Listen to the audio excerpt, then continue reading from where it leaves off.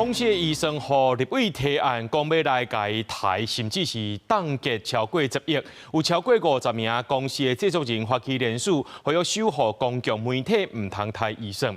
那公司的董事長歐元輝今仔日佇個廣播節目頂頭表示，那準立法院賣台公司的醫生，原來9月開始就無要領薪水。那有學者是認為講，這公司的資金若準無穩定，就會影響到伊的獨立性。就8月底之前要做處理嘛，那我可以就以不領薪水為條件，如果立院願意同意讓公司的預算的話，你願意就對了。對，我願意。公司董事長侯元輝話聲，希望立法院應賣煽動公司預算，家己願意9月開始無領薪水，顯就是公司預算互立法提限，刪減甲凍結超過10億，有超過50名公司製作人發起聯署，呼籲立法院守護公媒賣煽動預算。哪一個單位？如果他的預算有被處理的話，他應該是來跟立法院來做說明，還有你要拿出更好的成績。竟然呢，現在變成一個說發動聯署，想要來做情勒。藍白為什麼甘心做中國的在台協力者呢？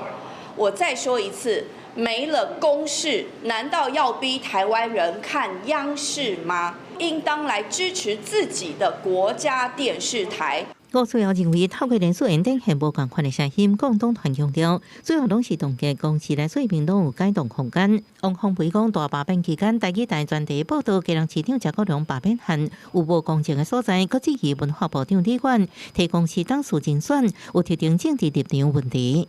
公司不是不可以報，但是在報的時候，那就他必須要注意到他的所謂的公平性跟客觀性。主事的包括文化部、包括行政院，他們這些太強調所謂的執政黨的所謂的色彩。如果資金不穩定的話，公司的營運以及它的整個的立場，它就會受到影響。董事會沒選出來，這不是公司的問題，那他用這個理由來刪預算，那這個也是很不合理的。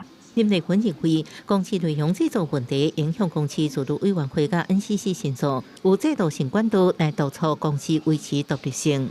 一個媒體，你要說他都不會犯錯，這大概也很難。重要的應該是說，我們願不願意對我們可能做出的疏失進行改進。侯元輝建議，未來若立法院有共識，應參考日本 NHK 制度，透過向民眾收固定比例收視費，讓資金來源獨立，降低受政黨輪替影響。記者綜合報道。